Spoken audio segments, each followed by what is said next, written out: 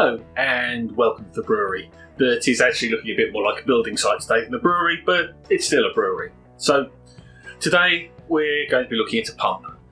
A different kind of pump I'm about to install in the brewery. You've seen in previous videos that I will link up there somewhere that I have a normal centrifugal pump mounted underneath the work surface here. So those are the pumps where the liquid comes in the centre, spins around, gets shot out the side.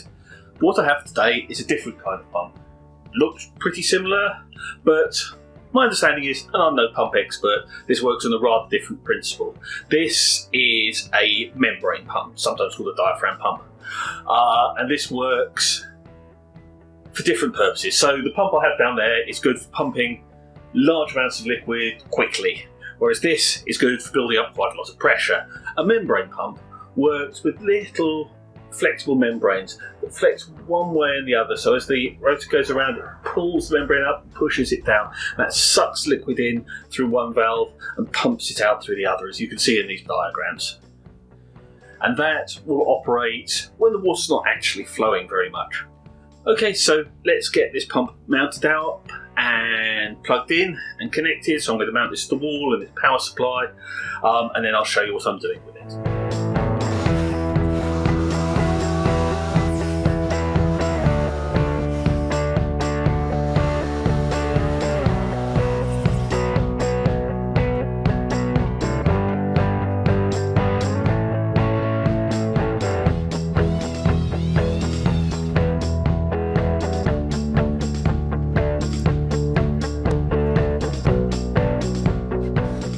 So, as some of you have probably already guessed, the use case for this pump is to increase the pressure in my RO water collection system.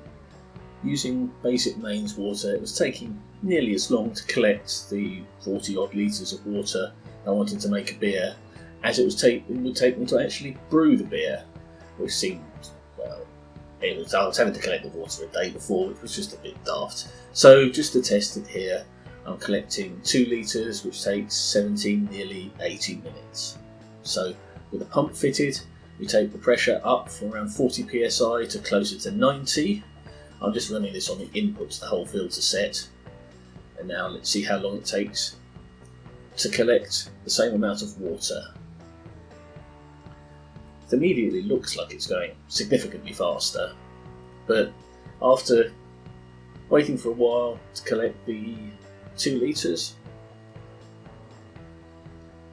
takes about 7 minutes, so about 10 minutes less, which is great.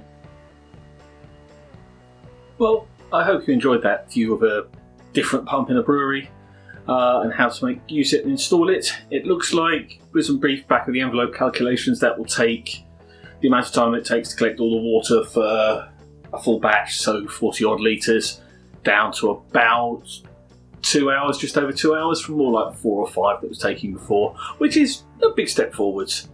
Well, I hope that was interesting, and I will see you in another video.